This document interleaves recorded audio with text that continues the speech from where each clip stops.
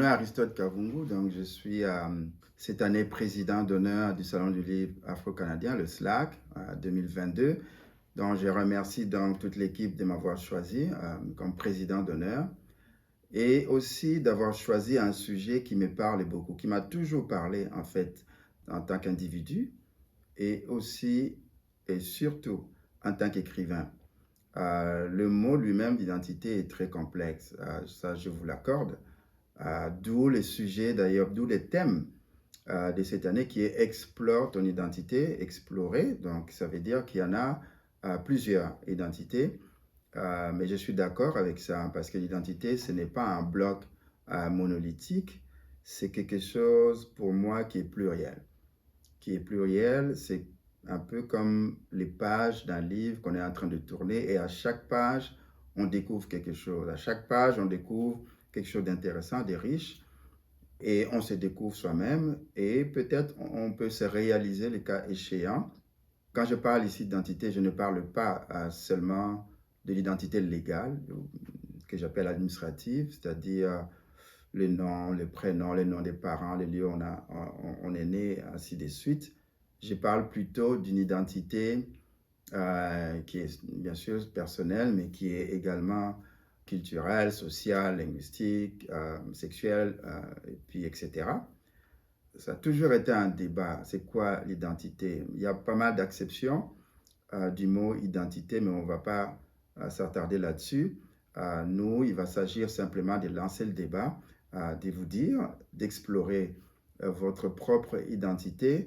Comme j'ai dit, c'est une problématique depuis longtemps. Socrate lui-même, en 5e siècle, je crois, avant Jésus-Christ, a dit une phrase qui est restée dans la mémoire collective, connais-toi toi-même.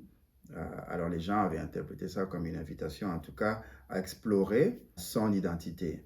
Et depuis, il y a comme une espèce de recherche systématique sur son identité. Et c'est tant mieux. C'est tant mieux. L'identité dont je parle ici, c'est cette identité-là qui se transforme tout au long de l'existence. C'est-à-dire qu'on est né quelque part et puis tout au long de l'existence, on acquiert des pans d'une identité qui vont faire en sorte qu'on soit paradoxalement unique. Il y a donc l'unicité de la personne qui vient du fait d'avoir plusieurs identités, en tout cas d'avoir une identité plurielle. Okay? Pourquoi ça permet, en fait, une fois qu'on a acquis, qu'on a assis une identité dont on est sûr quelque part, on s'est constitué comme une espèce de socle identitaire auquel on peut se référer pour rester soi-même, en tout cas, et aussi peut-être éviter de temps en temps quelques chants de sirènes ici et là qui nourrissent, comme vous le savez, la haine de l'autre. Donc, il y a toujours ça dans notre société, surtout maintenant et de plus en plus. Moi, en fait, en tant qu'écrivain, comme j'ai dit, je fonctionne beaucoup à l'identité. J'ai lu beaucoup d'écrivains qui ont parlé d'une certaine manière d'identité. Je ne lis pas beaucoup d'autobiographies ou de biographies, si vous voulez, mais je lis beaucoup de romans autobiographiques. J'ai lu, je pense que le premier, quand j'étais adolescent, celui que j'avais lu, c'était La promesse de l'aube. Promesse de l'aube de Romain Gary, qui a d'ailleurs la particularité d'être né le même jour que moi, en tout cas le jour et le mois, donc c'était assez drôle. Donc je l'ai lu, donc c'était comme une gifle pour moi parce que la figure de la mère y est présente. Il parle beaucoup de la mère comme j'aurais pu en parler et comme j'en ai parlé justement des années après dans mon premier livre qui s'appelle L'adieu à San Salvador, qui parle de ma mère parce que ma mère est un exemple des gens qui ont un certain handicap identitaire, c'est-à-dire qu'elle était née chez elle à San Salvador, mais elle a été chassée par la guerre et donc elle a été vivre dans le pays voisin où je suis né dans la foulée.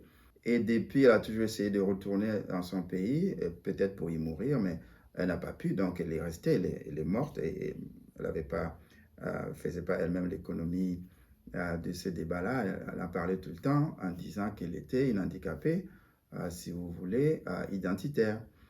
Donc, quand j'ai lancé ces livres-là, comme j'ai toujours l'habitude de dire que je n'ai jamais écrit qu'un seul livre, et c'est pas faux.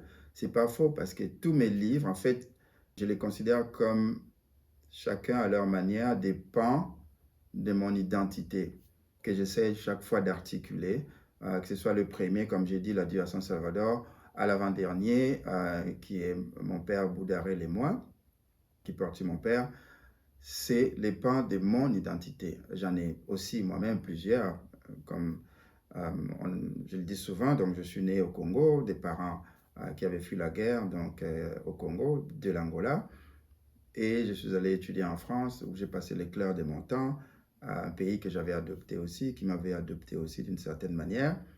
Et ensuite, j'ai quitté là-bas pour venir au Canada, où je vis depuis longtemps. Donc, toutes ces identités-là, pour moi, c'est Val.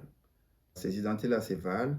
Et elles font de moi ce que je suis aujourd'hui. Donc, j'essaye à chaque fois de tourner les pages de mon identité plurielle pour aller puiser des choses que j'ai à dire, pour aller comme donner à lire, donner à voir des choses qui me tiennent à cœur.